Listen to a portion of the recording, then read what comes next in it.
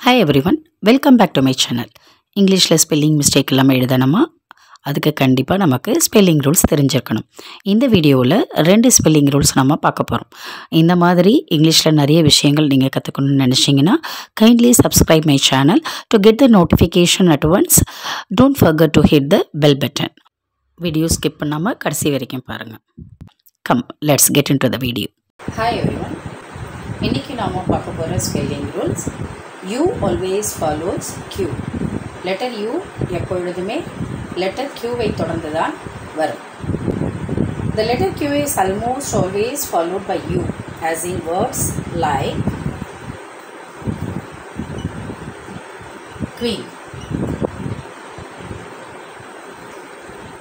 earthquake,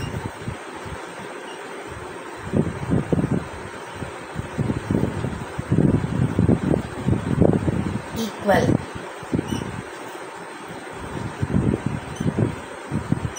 eloquent. When used in this way, the U is not considered as the vowel. Letter Q தொடர்ந்து letter U வரும்பொழுது அந்த letter U ஆனது vowel சவுண்டாக நம்ம consider பண்ணக்கூடாது. இதில் எக்ஸப்ஷன்ஸும் உண்டு. எல்லா ரூல்ஸ்லேயுமே எக்ஸப்ஷன் உண்டு. அதே மாதிரி இந்த U always follows Q அந்த ரூல்லையும் எக்ஸப்ஷன்ஸ் உண்டு. சில இடத்துல Qவை தொடர்ந்து U வராது.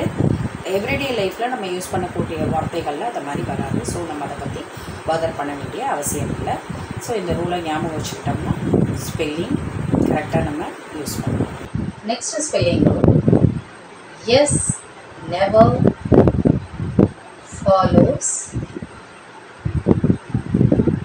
எக்ஸ்.